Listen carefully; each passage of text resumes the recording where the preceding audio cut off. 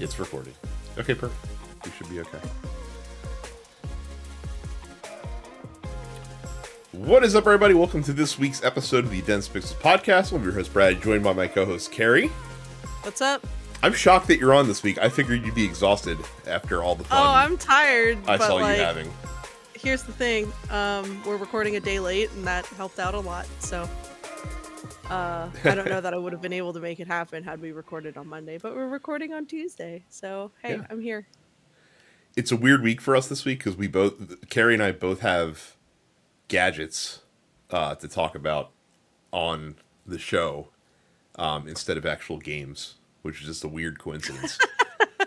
I'd never even heard of your device that you have.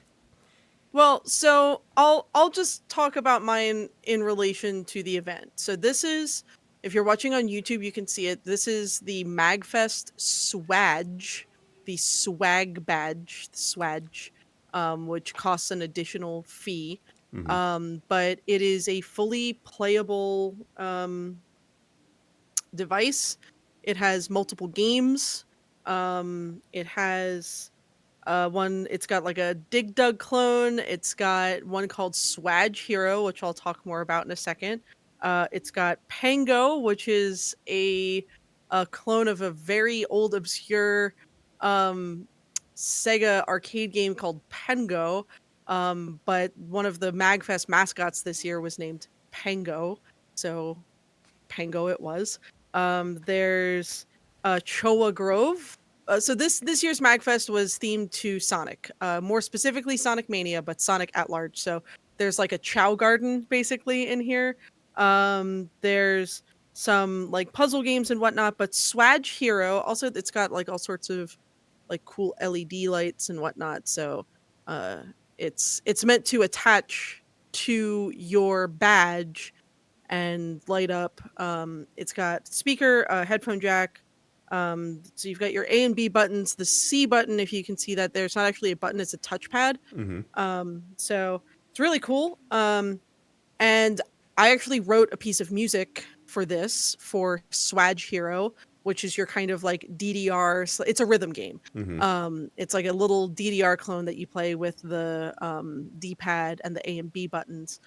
So I wrote a tune for that. So I'm very excited that my first video game composition credit is on bespoke hardware that looks like a hot dog. I think that rips, honestly. My boyfriend Ian also wrote it, but many thanks to our friend Joe Newman for inviting me to contribute to the music. That was a lot of fun. If you were at MagFest, you may have seen me perform on the main stage Saturday night with my band Premium Vintage. I hear it went well. I don't really remember it, to be honest with you. I definitely like kind of got in the zone when the click started going in my ear, and then suddenly it was over. Like the adrenaline kicked in, and I remember having a very good time and nailing the set. But I will look forward to when the video comes out so that I can actually hopefully remember more of what I actually did. Because I feel like, and maybe Brad, you can relate as someone who has performed, in like marching bands and whatnot previously, is sometimes when you're just like so in the zone, you just like it goes by so fast. We had a 50-minute set and it felt like it was over in about 28 seconds. Well, But and I had a also lot of when you're on stage and the lights are in your face, it's hard to kind of see the crowd yeah sometimes. So like yeah you don't really like you just kind of like you just feel like you're in this lighted moment and yeah you're just kind of playing to exactly. that. So It was kind of nuts. But yeah, we had a killer set. I've had multiple people tell me that not only did they think it was like one of the best sets of the weekend, but that it's one of the best mag sets that they've ever attended in a decade plus of attending Magfest. So that's wild to hear. But yeah, I'll post video in the Discord once that's done. But yeah, I had a great Magfest. Between performing with Premium Vintage and seeing homies, and I also got to perform with the Magfest trombone choir, which was called appropriately to the Sonic theme, Gotta Go Brass. So we did a few Sonic tunes, including an arrangement of His World from Sonic '06, which I did. So yeah, I had a couple performances, but I was just very glad for time with friends and also my requisite time playing Crazy Taxi by myself in the console room. It's my I mean, favorite thing you to looked do. like you were having a lot of fun, and a lot of other folks looked like they were having a good time watching you guys. Yeah, So it was. it's just like I said, it's just anyone that listens to shows on the network know I'm not a religious person. I'm not a big believer in like fate and shit like that. But it is just interesting. Like Supergiant Games decides to make a Greek themed, fucking roguelike, and that's the small domino that eventually lands, and Carrie gets to play on the main stage at Yeah, Magfest. yeah. I mean, I still can't help but find it funny that like they announced Hades 2 like right around the time our first album came out too. So we will be moving into Hades 2 material a little bit this year. We want to finish Hades 1 material first. We had originally planned on doing a whole second album of Hades 1 material, and that ended up being split into two different EPs because we got the booking for Magfest and it turned into, oh, we don't have time to do a whole album before Magfest, so we got 4 songs done. Threw that on an EP and got that out. So we're gonna finish up our Hades 1 stuff. But we're gonna start dipping a toe into Hades 2 this year. And yeah, obviously Hades 2 is a much grander game already than Hades hmm 1 was, so we will have plenty of ground to cover there with all of that. But no, looking forward to it. And if you are in the greater DC, Baltimore, if you are in what they call the DMV, and look forward to a show on March 22nd. We'll be hosting Ultra Nova in Falls Church, Virginia, where Premium Vintage will be one of the supporting acts of Night of the Round, which is a Final Fantasy metal band. So it'll be Night of the Round, Premium Vintage, as well as our friends Trey Watson, Niji Saga, and String Player Gamer. So if you're in the area, please come out for that. But otherwise, if you were at MagFest and you said, hey, thank you for saying hey, I really appreciate it. And I've got lots of other VGM activity happening this spring, which I will be sure to talk about on the podcast. But Brad, you also have a gadget to talk about, so I please talk do. about your So I gadget. mean, everyone knows that I like I like to find weird, quirky, fun things in gaming. Like I'm the guy that'll go onto itch to find some small indie game that someone developed, or take a shot at some quirky shit. Like the one of the things I find about video games is just kind of the way, especially in the last 10-15 years, that developers and people have been exploring the medium of video games. And I think one of the areas that there has not been as much development since like the 90s is on hardware. And so something that I've had my eye on for a little while is this little guy. This is The the Playdate. Playdate console. And for those that have never seen it, it's a obviously very tiny, like it's a super small, thin handheld console, and it's pretty simple, right? Like it's got a D-pad, it's got an A/B button, but the thing that kind of is the selling point for this is it's got a little crank that flips out of the side. And the crank, like when I first saw this, I'm like, oh, is that how like you charge the battery? Like you just crank it up? No, the crank is actually like another input for a lot of the games that are on here. And basically, like this console has a lot of games that are developed specifically for this console, especially to take advantage of having this crank and the different ways that it can be used. As far as like the rest of the hardware goes, again, it's got a really good battery life. Obviously, it's a small. I don't know how big the screen is. I want to say it's like a 3-inch screen, give or take. Monochromatic. It looks like a Game Boy Pocket screen, basically, but higher resolution. So like it's Mhm. actually like pretty sharp, despite the fact that it's only a black and white screen, right? It's got a pretty good sound chip in it, honestly. Like the like the speaker that's in here is pretty kicking. As you would expect, you get terrific battery life considering that it's not powering too terribly much. And what they're doing as far as like game distribution is really interesting with this. So when I got it, they put you into what they call like Playdate Season 1. And the way that it works is for the first 12 weeks that you own your Playdate, every week they give you two excuse me, two free games from a selection of games that they have specifically curated for this, and they just deliver it right to the system, and you own those games, you keep them forever. But it's just a cool way to consistently get new stuff to try. So you're going to get 24 free games with it for free. They also gave me 3 bonus games as well, which are pretty good. And I bought a couple games from the catalog store they have on here.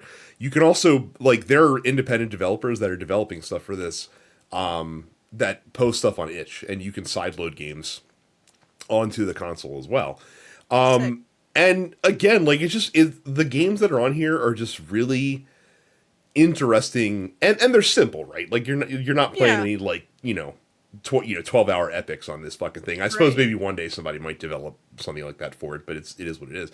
But like, the first game they give you is a game called Whitewater Wipeout, and it's a surfing game where you're trying to surf a wave and make big, sick trips, like kind of like a Tony Hawk Yeah. for this. And literally, like, all it does is it controls using the crank, and you control like the pitch of the board with the crank. And like, when you go up in the air above the wave, you can like spin the crank to do like multiple 360s and 720s and stuff like that to chain together to get your bonus score. And that's all the game is. But it's just really fun to, try to master it and do the precision.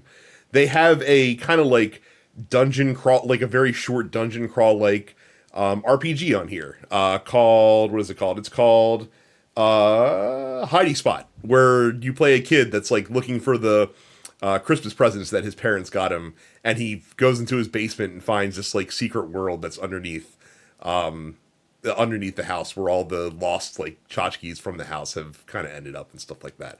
One of my other favorites, Root Bear, is a game where you use the crank, like you're pouring root beer for bears at a pub, and you want to use the crank to open the tap, and you want to try to close it at just the right spot to get the perfect pour to give them stuff. But when you pour the root beer in, it like the head also comes on, so you have to figure it out so that the head and the root beer like will recede and meet. It's like it's really fun. This has been like my go-to.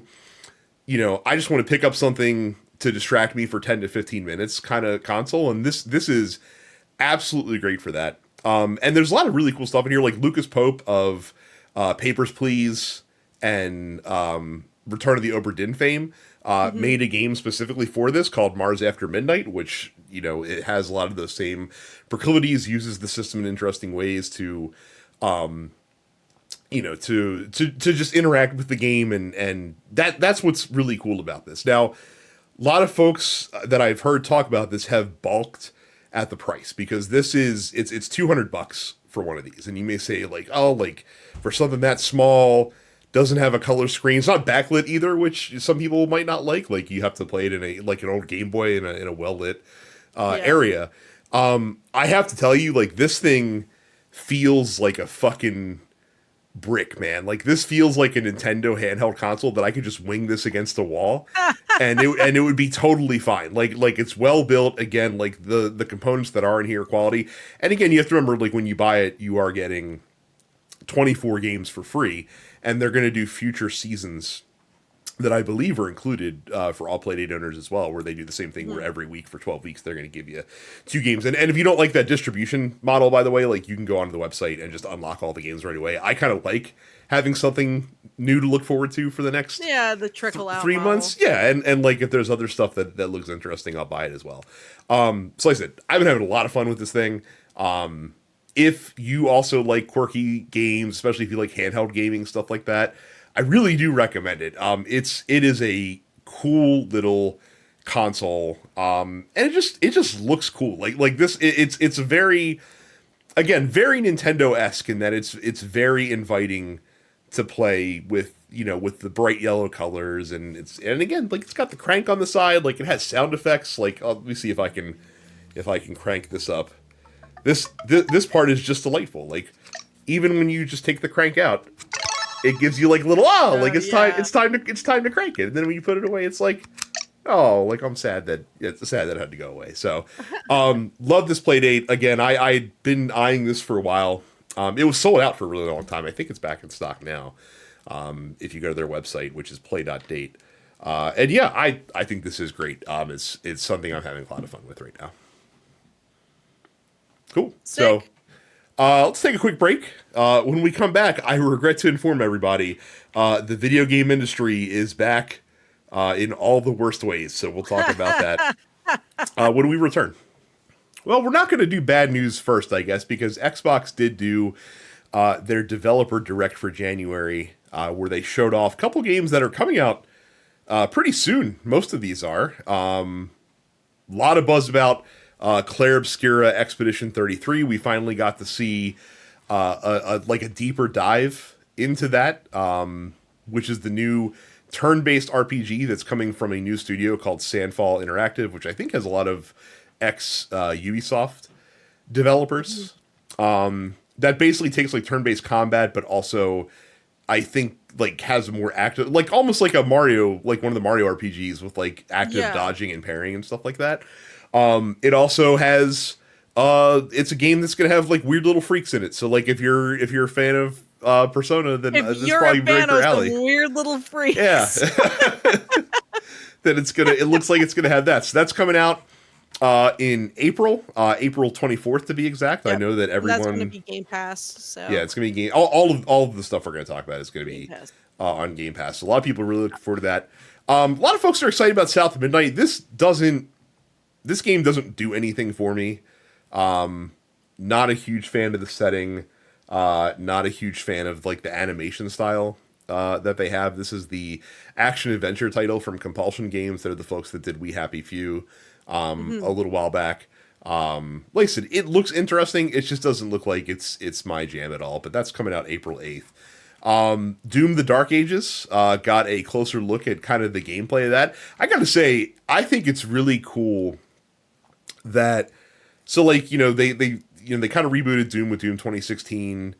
Doom Eternal was a lot more of that. And that was great. I think it's cool that they're taking the Doom formula and just kind of like having some fun with it, right? Yeah. Like having this game that's not all about huge agility and running and jumping and stuff like that. Like it looks like this is a Doom game where you actually have some fights that are, that you have to stand. That like their whole thing is like the whole like if Doom 2016 was run and gun and Doom Eternal was jumping and shooting, this is the stand your ground Doom game where you have like a shield and melee weapons and shit like that. Which is really cool. So that's coming out in May 15th to be exact. And then we got a little bit of a double surprise. First they showed off Gaiden. Yeah, Ninja Gaiden 4, which is coming out this fall, previously unannounced. A collaborative development effort between Ninja Theory and Platinum Games. So the death of Platinum Games, greatly exaggerated to this point. It looks wild. Yeah. Given that the last numbered Ninja Gaiden was 2012, so and was not well received. If people no, it was correctly. not. Yeah. It was not. So it's of course that being said, Ninja Gaiden is one of these kind of like legacy franchises, right? Where it's been long enough, and they're probably willing to kind of take another shot at it, and getting Platinum involved I think is probably one of the smartest decisions they could have possibly made here. I agree. So, yeah. And so that's coming out this fall. It's going to be also available on other platforms as well. It's not an Xbox exclusive because Xbox doesn't do exclusives anymore. Phil Spencer apparently is telling everyone he can tell that they're getting into the third-party software business a lot more. But the other surprise is that they have released a remastered edition of Ninja Gaiden 2 Black, which is available right now. They released it literally after the presentation. So if you too want to play the game that Terrence once stabbed with a steak knife, you can check out this remastered edition of Ninja Gaiden 2 Black. Yeah, and this is more than just your standard remaster. This is truly a top-down remake. Hmm. So this was completely remade in Unreal, incorporates additions found in other previous remakes, such as Sigma 2. So yeah, not well above and beyond a simple resed up Yeah, it's port. not it So is not an upres, correct? yeah, It is a kind of like a Blue Point Demon Soulsification yes, of yes. this essentially. So So hey, pretty cool. Like I said, lot of Ninja Gaiden fans out there, very excited playing 2 this week. Looking forward to 4. Again, it's one of those series that had a smaller but very dedicated fan base that have been waiting for this game for more than 10 years now at this point, hoping that they would get to see it, and looks like that's happening. So that's pretty cool. So again, a great Xbox Developer Direct. I think that they've done a really good job with these. They just kind of get right to the point, right? Like, they go on the ground to the studio. It's not like, a talking head talking against, a green screen and stuff like that. Like, you're on the ground, you're, seeing the people working on it. They humanize the presentation a little bit more than a lot of companies do, I think, which is a unique way to do it. And again, they're not overly long. Like, it's not like this is an hour-long presentation. They come in, we got 4 things to talk about. It's going to take 25 minutes, and then we're out again. So, all good. yep, Not so good. far less good. Yeah, over at Sony, where it was announced that they have canceled. Sony has canceled two more live service games. Were being developed by Ben Studios and Bluepoint. The Bluepoint game reportedly was a God of War live service title. Apparently, Yeah, this being reported by Jason Schreier, of yeah. course, worth noting. So these games had been in development for a couple of years each. Ben Studio, of course, their last game that came out was Days Gone. Bluepoint has been kind of the remake connoisseurs, kind of one of the best remake studios in the industry. That looks like Mhm. they were getting a chance to make their own thing. Not, I guess, not from the ground up, since I'm assuming they were probably repurposing a lot of God of War assets, but Yeah. still getting to develop their own thing. But because I mean, again, like you cannot overstate how damaging Concord's release was, Yeah. because that is the reason that these are getting canceled, because Sony is now very afraid of anything to do with live service. Helldivers at this point seems to be kind of the exception to the rule with their live service push. I think we can safely say that the live service strategy for Sony is fully dead and buried, Yes. which is fine, because it was never a Good good because idea to begin with. no, it never should have been the strategy in the first place. Ultimately, people didn't gravitate towards these certain live service games because they were live service games. It's because they were fun. Helldivers 2 did not succeed because it was a live service game. It's because people like to go online and shoot bugs. Like, let's be real Well, with, here, with with their friends, like that. I mean, Yeah, exactly. the With whole their point of friends. that game is that Helldivers is like one of the greatest, like, get with your buddies and have a lot of Mhm. fun games that are out there right now. Just because it's so, like, it works perfectly between the action, the PvE style, and the Yep. fact that it has friendly fire, which just makes it possible for very funny things to happen. Yeah, exactly. So And, it's the whole life service thing just is baffling to me. So yeah, I mean, I'm not surprised that these got canceled. I guess it's probably better that they get canceled now rather than more money gets sort of Mhm. thrown down a hole and, God forbid a repeat of Concord happens, and more people lose their jobs. It's far more prudent of them to cancel these games and to reallocate these people onto different projects. But yeah, stop prioritizing live service for the sake of live service. Like, it's stupid. It shouldn't well, happen in the first place. I would be shocked at this point, aside from Marathon, if Sony had any other new live service games Yeah. in the hopper, just because again, like, it has been such a colossal failure. Because again, if you recall, the original plan was to have 12 new live service games that before they even got started with this initiative, they've reduced to 6 because they're like, oh, I think we over, went over our skis a little bit here. And again, of those, 2 have released. 1 was a success, and 1 was such a failure that you cannot literally play it. Yeah. Just months after it came out. So, I really hope that there are no negative effects of this on those studios. Again, Bend is a studio that has made good games in the past, and obviously Days Gone wasn't everybody's cup of tea. I think history has been kinder to that game than it was when it first came out. I think people found some appreciation for it. Not on a wide scale, but I think there are a lot of people out there. They're like, it's good. It's just, it was a little overhyped when it came out. And again, like, Blue Point deserves the chance, I think, at this point to be able to cook. Like, they have done nothing but release fantastic HD remasters of excellent games that have been, the Metal Gear trilogy, Shadow of the Colossus. We talked about Demon Souls. They've done a lot of good ones. So I would say to let these folks cook, and let them make something new. This week in Keep Your Politics Out of My Video Games. So I'm sure that everyone in the U.S. And perhaps even around the world was very cognizant of the very stupid performative compliance done by TikTok a couple of weeks ago during the transition of presidential administrations in the U.S. To show fealty to new old president Donald Trump.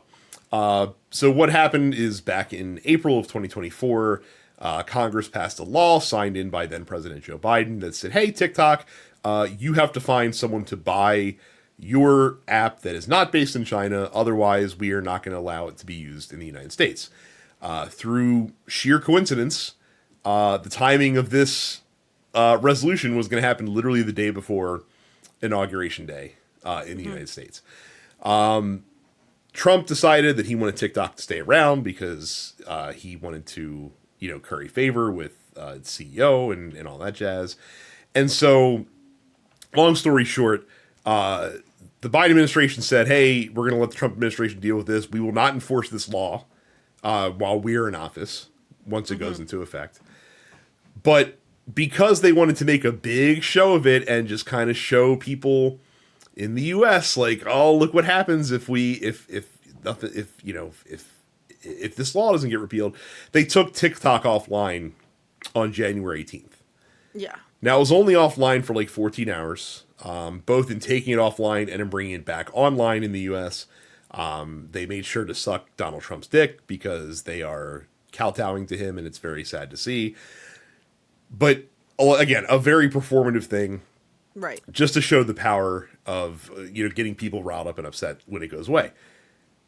However, the knock-on effect of this, not only did TikTok, which is owned by its parent company ByteDance, was shut down. But every ByteDance app in the U.S. was turned off. Yeah. And where that gets into the realm of video games is because ByteDance is also the owner, the parent company of publisher Newverse, and Newverse publishes the very popular mobile game Marvel Snap. So when TikTok went down in the US, so did Marvel Snap.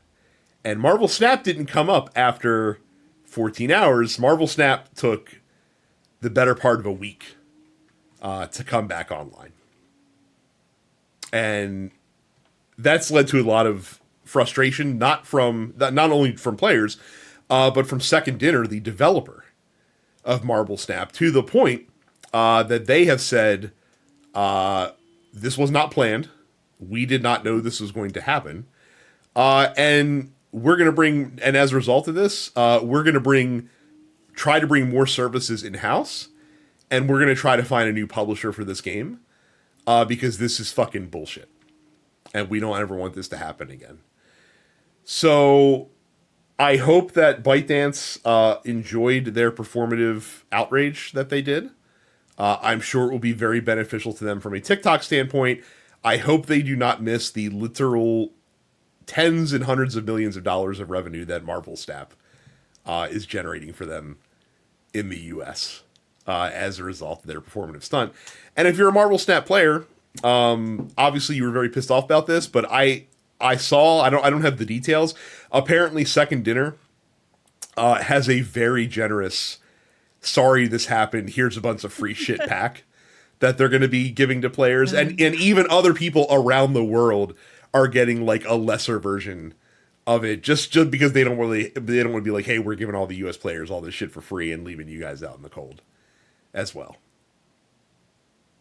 Yep. Well, Like I said, it's just hilarious that one of the biggest mobile games in the world caught astray in this whole fucking over fiasco. TikTok.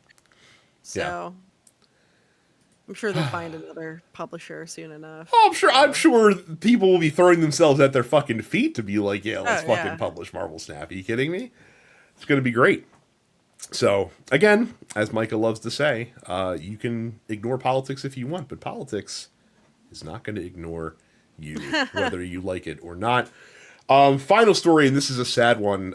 It was announced suddenly by video game studio Phoenix Labs, the developers of Dauntless and Fae Farm, that they have laid off the majority of its staff. They're going to be doing so, I should say, in the coming weeks. This is after the studio suffered layoffs and canceled projects last May. Around that time, it was estimated that 140 employees had been impacted by layoffs.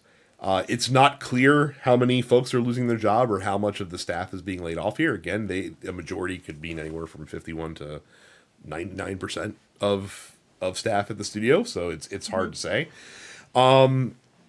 This comes on the heels of one of the worst received updates that I've ever seen for a live service game. So for those, we've talked about Dauntless on the show before because Terrence got into it for a while, so did I. Yeah. Dauntless is the free-to-play Monster Hunter Lite game that Phoenix Labs puts out. It's basically Monster Hunter feels a live service game. And the game has gone through many different permutations and stuff like that over the years. The update that they just put out a few weeks ago literally pretty much killed the app, essentially, because it completely from the ground up redesigned all of the systems in the game to make them much less player friendly. Basically, like weapons that players had grinded for, had for years, that they grinded, tens of hours to get, disappeared because they simplified like how weapons work and stuff like that. Just all up and down the board. Like when that update released, I just saw people freaking the fuck out about it. Have to imagine they've seen revenues decline sharply in the wake of that. Fae Farm I'm not as familiar with. Fae Farm I think is a farming sim live service game that came out 2023 originally. Again, not sure how successful it's been. I actually don't know if that one's live service. Oh, no? No, I think that's just like a straight up farm sim. Okay. Yeah, it looks like you can do cooperative multiplayer if you want to, but it's it's fully single player with some DLC. Okay. So yeah. Cool. I heard decent things about it. Hadn't played it. It was kind of on my periphery as far as farming sims are concerned. Yeah. Well, I mean, that's a tough market right now. Not a live service farm sim though. Just kind of straight ahead. So cool. Yeah. Yeah, like I said, really stinks. Dalton's had a moment there for a while. It was a popular game for a fairly long time, and obviously stinks for all those affected. This is also coming on the heels of Ubisoft saying that it plans to lay off 185 people in Europe as they continue to restructure. I'm assuming to cut costs because I'd have to imagine that Ubisoft has a bit of a cash flow problem right now, given the success or lack thereof of several of their past high-profile releases.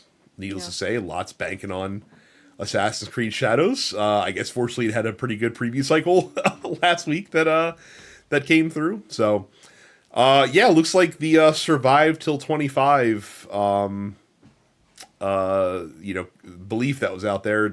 We're not quite there yet. Looks like 25 is getting off to just as wretched a start as we've seen the past 2 years in the games industry. So, like I said, hope that all the folks affected land on their feet, and we'll see what happens there. Let's take one more break. When we come back, Dense Pixels Post Office. So, as we do every week, if you're a member of our Discord, densepixels.com/fans, you can submit questions to us that we will answer in a segment that we call the Dense Pixels Post Office. It's going to be short this week. It's going to be a short show this week because I've got my day job's been keep me busy. Carrie's been jet setting all over the country. Magfest. I'm going to be traveling this week, so it's going to be a good time. This is one we missed last week when we didn't record. Filmwander gave their gaming New Year's resolutions. Number 1, play more fighting games online, particularly Street Fighter 6, Tekken 8, eventually Virtua Fighter 5. Which I think just came out today, the re-release, and the next Virtual Fighter. Again, I'm with you there. I wish I was more confident in my online skills to actually go online with more fighting games than I do.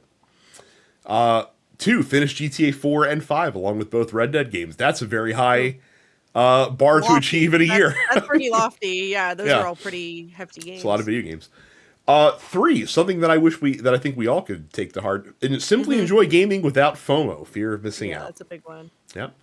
And 4, before those Trump fucking tariffs hit, get a PS5 to get on the superhero Insomniac Games narcotic. And I think Filmwander did post in the general chat, yes, that he did acquire his PS5 earlier this week. So congratulations to you. So enjoy that. And then for a question, will Lewis Hamilton get his groove back with Ferrari, aka the Scuderia?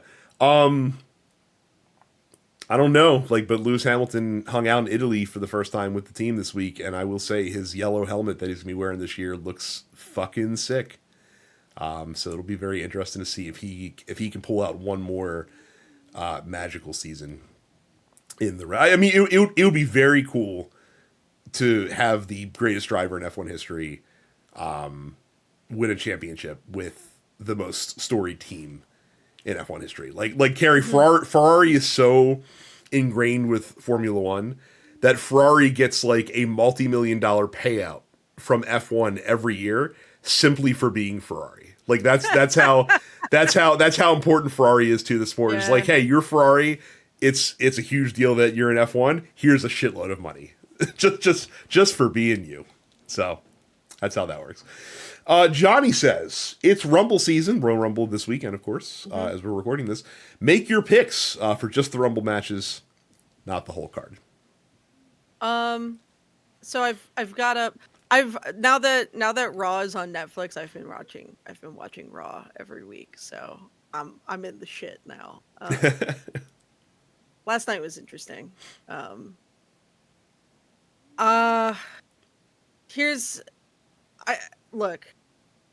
I think knowing who's declared so far,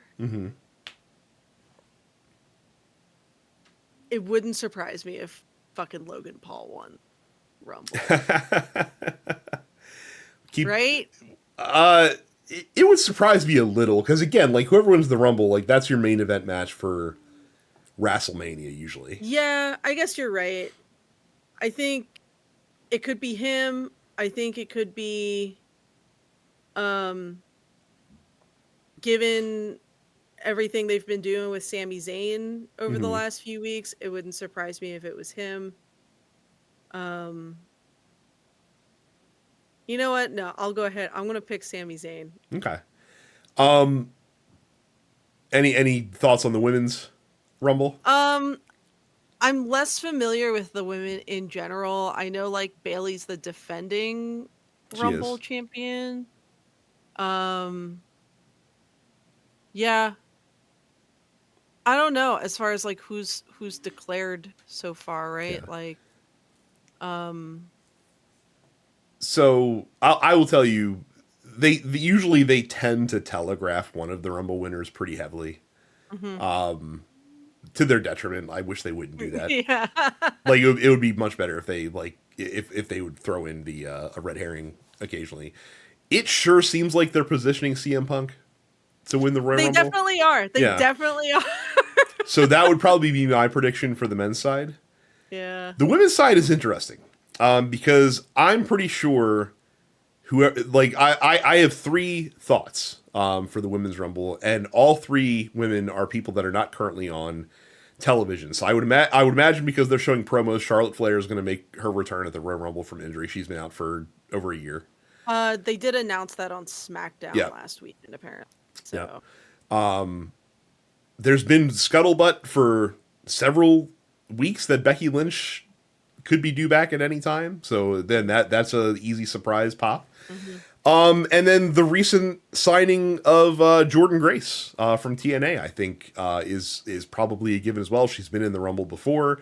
Fans know who she is at this point. I don't think they're going to stick her in NXT to start. I think she's going to come right to the main roster. And if you want to make a big splash with her, like if you want to make her a big fucking deal, and she was in TNA, you have her win the Rumble, and you have her face up against Rhea Ripley at WrestleMania. That's probably a good match there. So Yeah. that would be my if I was booking it, I would book Jordan Grace probably to win the match.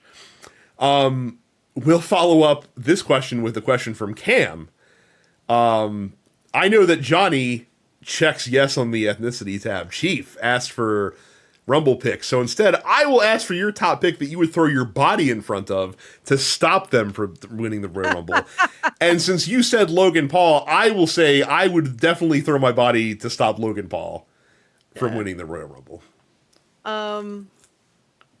Probably Chad Gable. I don't like that dude. I don't think you have to worry about Chad Gable. I don't think winning I the have Royal to Rumble. either. I don't think I have to either. But of the list of confirmed entrants, Chad Gable would be towards the top of my list. I'm excited to see Penta in the Rumble. Yeah. I like Penta. He's been really fun. Yeah. I think I could give a fuck on the women's side as far as like who I really wouldn't want to win. I mean, for me, I think that I would prefer not to see Roman Reigns win the Rumble. We don't need Roman versus Cody for the third year in a row. No. Yeah. I think like there is still story to tell with them, but you do not have to do it at WrestleMania. We don't need to do it again. We don't need to do it again at WrestleMania. Also, it better not fucking be The Rock. Like that's another one that if he shows up out of nowhere, I do not need Dwayne winning. I don't know the him. Like I know Cena's gonna be there. I would probably throw my body in front of Cena to prevent him from winning. I would be cool with Cena because like because it's the retirement year. Yeah. Cena wins another Rumble. Go to WrestleMania, beat Cody, Rhodes, or Gunther to set the new World Championship record because he's tied with Ric Flair for most world titles right now. Like that would be cool. And he's been gone long enough, like as like an active wrestler, that I don't think it would be too crazy. But also, like the whole point of the Rumble is that it kind of sets up, like not only do you have like who wins gets the title shot and all that, but it also tends to set up a lot of feuds that will snowball towards WrestleMania. So like if John Cena doesn't win the Rumble, you can bet that whoever eliminates him is probably going to be where they're going with with his WrestleMania feud for this year, which could be interesting. So I mean, we could talk about the other two matches. Why not? It's a short week. The other two matches are Cody Rhodes with Kevin Owens in the ladder match. Yeah, this is it's so that program has been really frustrating because like as I said before, there is a lot of upside to putting the belt on the heel who has a point. And like and you like you don't like him, but at the same time like you know he kind of right though. Like that kind of thing like you get like he's being a piece of shit, but you understand like you know why he's doing it. So like they probably should have done that when they fought on Saturday Night's Main Event, last Saturday Night Main Event. That would have been a good time to do it, and then you could have had him give the belt back at the Rumble if you wanted to. But Cody's they're gonna have Cody in the main event WrestleMania. It's gonna have 100%. So, and then the tag team championship of DIY versus Motor City Machine Guns. I think it's going to be DIY. Yeah, I think you got to, like, especially like it's like you have the War Raiders, like they're your face, kind of your face team with the other Yeah. tag belts. Like you want a heel team, and Gargano and Ciampa make for some really good shithead heels when they want to be. Carrie, you don't understand. Like Johnny Gargano, like back in NXT, like several years ago, was the most over baby face. Like he was like Daniel Bryan levels of like over white meat baby face, which is hard to do in this day and age. Like usually like the go get him off shucks like work hard baby face doesn't work nowadays. Yeah. That's like a byproduct of the 80s and 90s that kind of went away with the Attitude Era. But he was like over shit, and they turned him heel, and I was like, how are they gonna do this? And they made it work really well. Like, turns out Johnny Gargano really effective as a weasel heel. That it's really easy to hate. So yeah, they should definitely keep it on those two, for sure. So Uh, I'll watch. I don't have anything going on. yeah, this absolutely, weekend. I'm gonna watch it. Like, absolutely. it's because that's also gonna be Netflix, right? So, um, yeah. No Peacock for the Rumble. Oh, Peacock. Yeah, Well, no Netflix for the Rumble. That's on Peacock. Okay. So,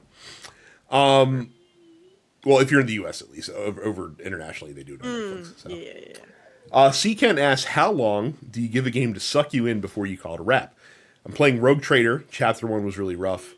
Chapter 2 has been better, but a little slow, in my opinion. I'll speak on Rogue Trader specifically. Chapter 1 is a little slow because they have to take time to introduce a bunch of characters and systems and stuff like that, and they kind of stretch out what should be a shorter section of gameplay longer to get all that stuff in. Chapter 2 is really good. Like really, really good in Rogue Trader. Chapter 3 is less so, and then 4 and 5 are great. So like, I would encourage you to at least stick through Chapter 2, and then hope you don't get blindsided by Chapter 3, because Chapter 3 is a little rough. How long do I take a game to suck me in? Depends on the game. That's really it. It depends on the game. Depends game. entirely on the game, on the type of game it is, on what I expect out of the game. Mm-hmm. Sometimes it's 30 minutes and that's it. Sometimes it's 15 hours. It really depends on the game. So I've also found ultimately, though, like, here's the thing. What I will say is that if you feel like you have hit your personal limit and you're like, I ain't having fun, throw in the towel, move on. Like, if you have felt as though you have given any game a sort of fair shake, and you're not vibing, just be done with it, move on. If it's not fun, you're done. Yeah. Move on. And because and I would imagine most people listening to this, like, because we've played a lot of games, it's usually pretty easy to identify when you've seen what a game has to present to you, right? So like, there's a lot of games that do a really good job of breadcrumbing you through like the first 10, 15 hours of a game, and giving you, like, because really, to keep you in, a good game is gonna give you a little bit of game knowledge, story knowledge, and let you experience that. Then they'll give you a little more and let you experience that. Then you give, and it kind of grows on a diagonal line going up, right? It's when a game front loads you, it makes it a lot easier to put it down. And I'll give you a good example. So a game that I started playing last week, that was on my backlog, and I was like, let me see if I can find something short, because obviously with Civ coming out, I'm trying to just get a couple short ones done. It was a crowdfunded RPG that came out several years ago called Cosmic Star Heroine. And I remember that. Yeah, and it was a game. So great first impression. Interesting turn-based battle system. Giving very like Chrono Trigger vibes from like a futuristic Chrono Trigger style standpoint. Really good soundtrack, great battle theme. Like I was sucked in.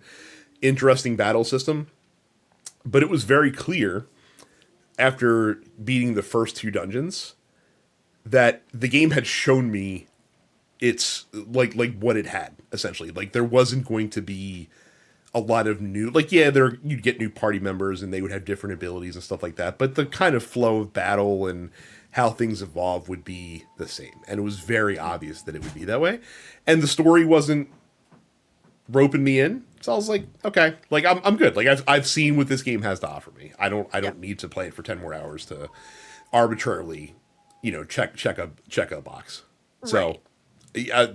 when you feel it, that's when it's time. And again, even, like with Sea Count, like look, man, if you go into if you're halfway through chapter 2, because if you do like one of the three, because chapter 2 is when they kind of break out a little bit, and there's three like major things you have to handle. Like if you do one of those three and you're not vibing with the game, it's okay to put it down at that point. So Yep. Mark says this might be more Brad specific, but have there been any recent board games that would make a good video game, or vice versa? It's funny you asked that. So just released, I think I might have mentioned it on the podcast before, but it actually just came out. There is a board game that was based on a two-player stealth action game called Spectre Ops. Spectre Ops came out several years ago. It's pretty good. It's a hidden movement game where like one player is a spy infiltrating this area and the other players are like like operative agents that are trying to find them on the map and catch them. Okay. Right. Sure. And they all had different abilities and stuff like that. And I remember when I played it, was like, oh, this feels like a fucking Metal Gear Solid game. And then that same designer then got roped on to put out a Metal Gear Solid board game in the style of Spectre Ops, and that just came out. So that's a great example. Yeah, that's a great example of a video game making the transition to board games.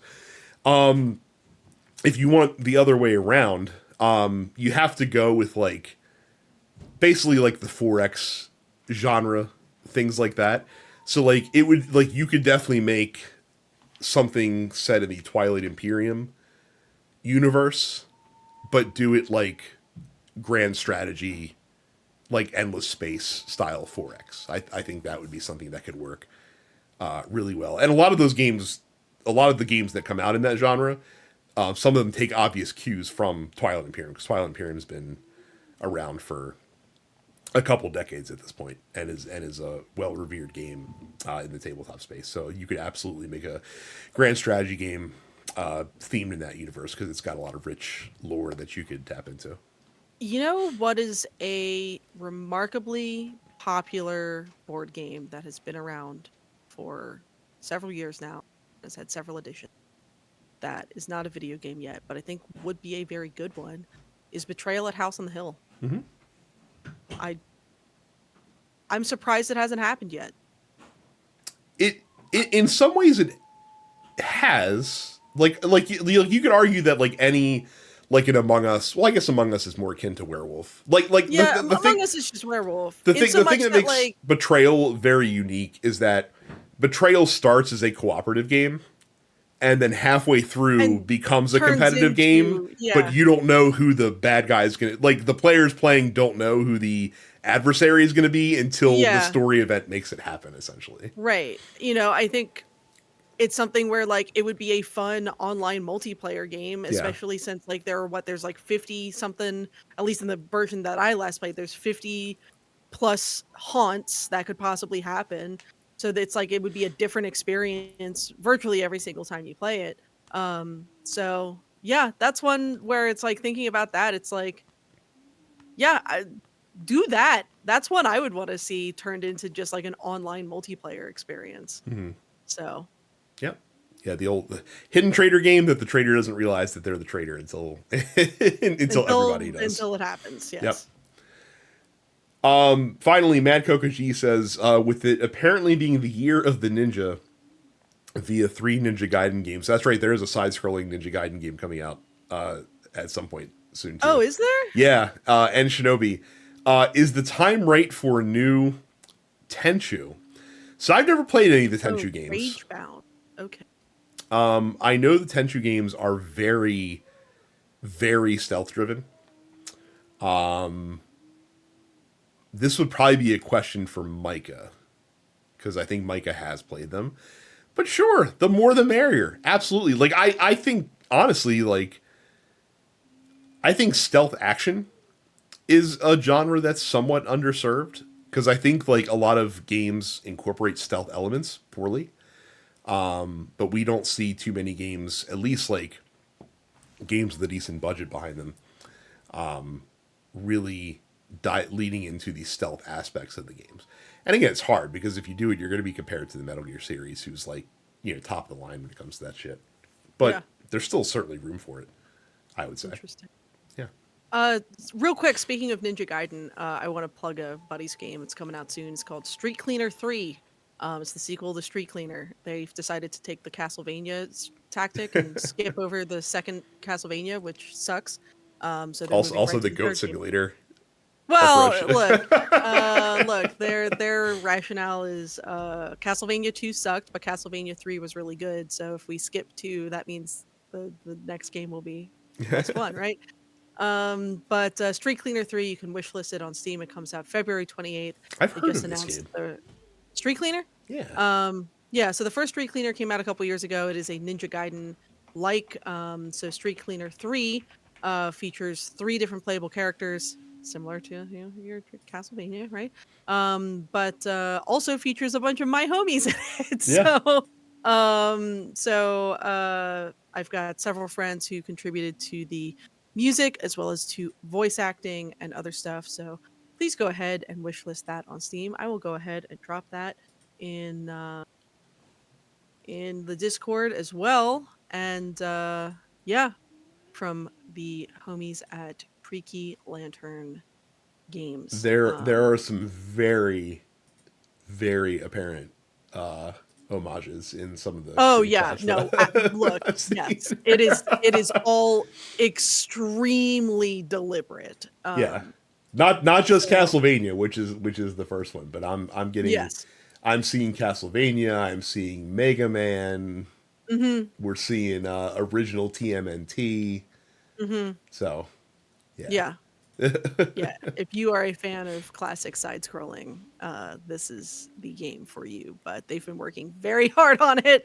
Yeah, I'm pals with those guys, so yeah. Very cool. Do that. Just thinking about Ninja Gaiden and being like, right, my friends are making a Ninja Gaiden clone. So yeah, month from today. Street Cleaner 3. Very cool. Yeah. Well, that's a post office and that's a show. So again, if you're not a member of our Discord, you can join up by going to densepixels.com/fans and chat with other like-minded folks about video games and things not video games. You can chat. We have a wrestling channel, we have a soccer channel, an F1 racing channel, which we talk about other racing stuff as well. All sorts of fun stuff in there. You can subscribe to the show on YouTube by going to youtube.com/densepixels. If you're watching us there, leave a like, ring the bell, all the stuff that YouTubers want you to do. And if you prefer to listen to your podcast in audio form, you can do that by just searching up Dense Pixels on any podcast app. But you can do one better and search for TNP Studios so that you also find the Nerdpocalypse and Black Cinema and the Look Forward Political podcast. And if you really are a TNP super fan, you can go to densepixels.com/premium and pay for the premium subscription. It's just $5 a month, but that gets you access to the full episodes of Look Forward every single week, as well as other premium content that we put out, including the backlog of premium content that we've been putting out for several years at this point. So that's always fun. Look, next week, as is tradition, we will come back and talk about the Royal Rumble. For my money, my and Micah's favorite event every year on the wrestling calendar. And now we get 2 Royal Rumbles every year. Royal Rumble matches every year. Yeah. And now I'll actually be able to talk about it. Yeah. So It's going to be great. Like I said, I do like the Rumble's great just because, again, like you got a lot of fun storylines. It's like they always have fun stuff happening during the match. You get surprise returns, legends coming back that you haven't thought of for a little while. The concept of the Rumble is amazing. With the countdown and just the wrestlers, theme music, popping out and watching the crowd react and all that jazz. So that's why it's the best. And you usually get a couple really good matches. The Royal Rumble, weirdly enough, one of the best, like a very strong batting average over the years in terms of having excellent like world title matches on the card alongside the Rumble itself. Mm-hmm. So that's and this year should be no different with the ladder match between Kevin Owens and Cody Rhodes. So, Absolutely. but that's it for us this week. Thank you guys very much for watching and listening. We'll see you all the next time. We got exactly to an hour. We did it. Hell yeah. We'll see you next week. Bye.